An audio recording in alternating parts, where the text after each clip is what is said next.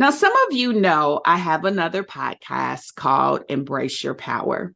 And I only bring this up because at the beginning of that podcast, I say these words: for the longest time, I secretly wanted more. Now, that's my true confession. I secretly wanted more. And so I know what it's like to desire things, but be afraid to admit it. And even more, I know what it's like to be scared to go after the more that you secretly want. I was able to make courageous strides to see myself the way God sees me and to know He is okay with all the things I desire. In fact, He says if we delight ourselves in Him, He'll give us the desires of our heart. But I had to take some courageous steps so that I could believe that I really deserved it. If you're anything like me, where you secretly want more, I want to invite you to visit my new website, www.womenwantmore.live. And when you visit that website, you're going to find a video where I share with you how you can have what you secretly want. And so I want to invite you to check it out today. Again, that website is www.womenwantmore.live. Well, welcome to I'm the Good Thing, the podcast. This is the place where we unpack life wisdom. We pray, we affirm, and most of all, we discover our true beauty, our worth, and our power. I'm Denise Taylor, and I'm all about helping women build a life they love. And that begins with us believing everything good about who God created us to be.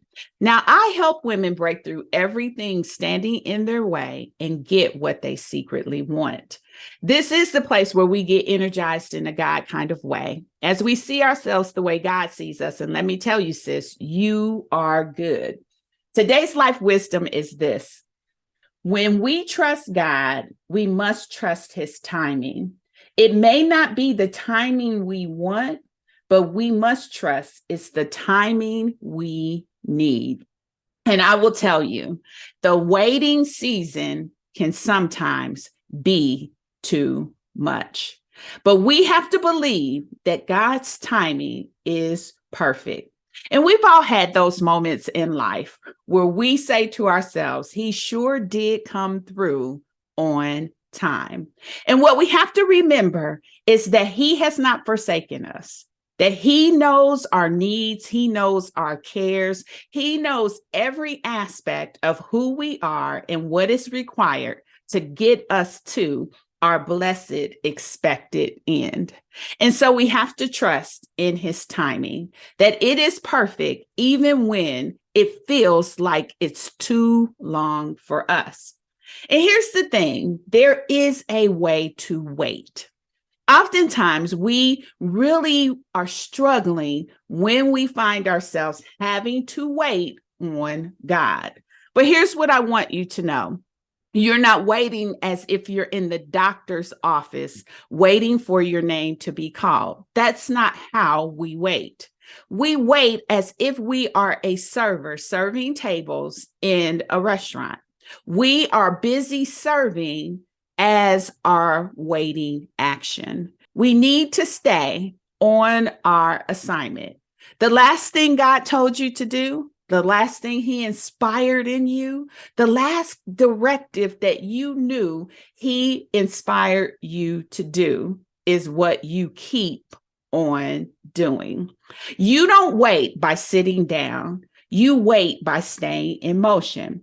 Now, in addition to staying busy and staying active on your assignment, here are a few other things that you can do as you wait. You can begin to read and fortify yourself with His promises. Remind yourself of His goodness. Remind yourself of His sovereignty. Read His word and really take it in to encourage you. Make it personal, the promises that you're reading. Put your name in there so that you can begin to realize how much they are planned for you. The next thing you can do is remember. Remember all the times that God has come through, how it was right on time when you needed it. And even though it seemed like it was taking forever, it happened. You see, when we can go back and remember what he's brought us through, what he's allowed us to accomplish, then we can fortify our ability to keep on waiting.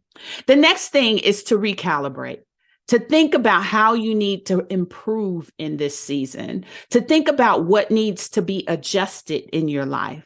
Recalibrate as you are waiting so that you can position yourself in the best possible way to receive the goodness you are expecting.